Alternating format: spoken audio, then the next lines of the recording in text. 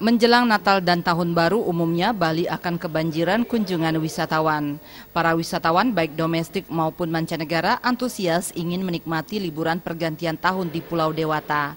Namun menurut pengamat pengusaha di bidang pariwisata yang sekaligus Ketua Bali Villa Association, Mangku Wayan Suteja, saat ini tingkat hunian hotel, villa, dan pondok pariwisata di Bali masih landai. Peningkatan hunian diprediksi terjadi setelah tanggal 20 Desember 2015. Tren kedatangan wisatawan juga berubah. Sebelumnya mereka akan booking kamar jauh-jauh hari, bahkan sebulan sebelum pergantian tahun. Kini wisatawan tidak merasa khawatir karena suplai kamar di Bali sangat mencukupi. Biasanya kenaikan akan terjadi di atas tanggal 22 atau menjelang perayaan Natal. Sampai nanti perayaan tahun baru 2016, paling dari sampai awal tahun 2016 di Januari minggu pertama. Dari catatan kita di Badung aja ada 96.000 lebih jumlah kamar, ya.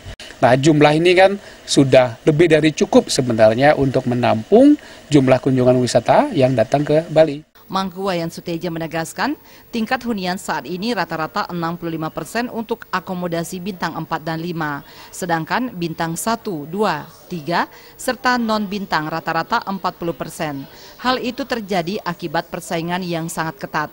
Sementara itu, terkait adanya peristiwa bentrokan antar ormas yang terjadi pada 17 Desember, tetap dikhawatirkan bisa mempengaruhi kunjungan wisatawan ke Bali menjelang Nataru. Darmawan dan Angga, Bali TV.